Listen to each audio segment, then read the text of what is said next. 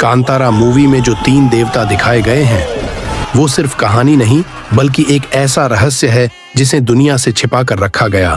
पंजुर्ली देव की कथा कहते हैं बहुत प्राचीन समय में एक वराह देवता के 5 पुत्र हुए थे, पर नियति को कुछ और मंजूर था। उनमें से एक नवजात पीछे छूट गया, अकेला, भूखा, प्यासा और मौत के करीब पहुंच गया। तभी माता पार्वती वहां से गुजरी।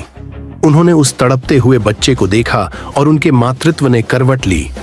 वो बच्चे को उठाकर कैलाश पर्वत ले आईं और उसे अपने पुत्र की तरह पालने लगी।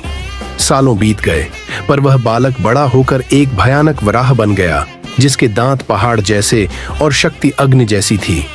पर उसी शक्ति ने उसे पीड़ा भी दी। उसके शरीर में भयंकर खुजलाहट रहती और वह उसे मिटाने के लिए धरती की फसलें रौंदने लगा। फसलें नष्ट हो गईं, लोग भूख से तड़पने लगे और संसार रोने लगा। तब भगवान शिव ने यह सब देखा और सृष्टि के कल्याण के लिए उस वराह का वध का निश्चय किया। लेकिन जब माता पार्वती ने सुना कि उनके पुत्र का वध होने वाला है, तो वे शिव के चरणों में गिर पड़ीं। प्रभु, उसका वध मत कीजिए। शिव ने माता की प्रार्थना स्वीकार की। उन्होंने वराह का वध तो नहीं किया, पर कहा, अब तू कैलाश नहीं लौट सकेगा। धरती पर रह और मानवों व उनकी फसलों की रक्षा कर। और तब से वह वराह पंजुर्ली देव कहलाए, धरती की रक्षा करने वाले दैवीय रक्षक। अब आती है कथा गुलिक देव की। एक बार भगवान शिव के गण एक यज्ञ कर रहे थे।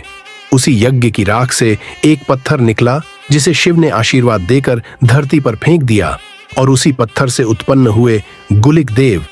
उनका स्वभाव जन्म से ही अग्नि जैसा उग्र था। भगवान विष्णु ने उन्हें नीलू आसन नामक स्त्री के गर्भ से जन्म लेने का श्राप दिया। जब गुलिक देव का जन्म हुआ तो धरती कांप उठी, क्योंकि वो बालक भूख से पागल था। वह जो भी देखता खा जाता, यहाँ तक कि घोड़े और हाथियों का खून भी पी जाता था। तब भगवान विष्णु उनके सामने प्रकट हुए और बोले, हे गुलिक, अब मेरी इस छोटी उंगली को चूसो। और जैसे ही गुलिक ने उंगली चूसी, उनकी भूख शांत हो गई।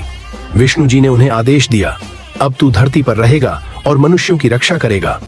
तभी से गुलिक देव धरती के रक्षक देवता बन गए। समय बीतने के साथ दोनों की शक्तियां इतनी बढ़ गईं कि उनके बीच अहंकार की अग्नि जल उठी। एक दिन भयानक युद्ध हुआ। तभी माता पार्वती प्रकट हुई। उन्होंने दोनों को शांत किया और कहा, तुम दोनों भाई हो, धरती तुम्हारी माता है, अब साथ मिलकर उसकी रक्षा करो। तब से पंजुर्ली देव और गुलिक देव धरती पर साथ रहते हैं, और जिनके घर ये दोनों पूजे जाते हैं, वहां न तो दुष्ट शक्तियां आती हैं, न ही फसलों का नाश होता है। ऐसे रहस्य के लिए हमारे चैनल को सब्सक्राइब करें।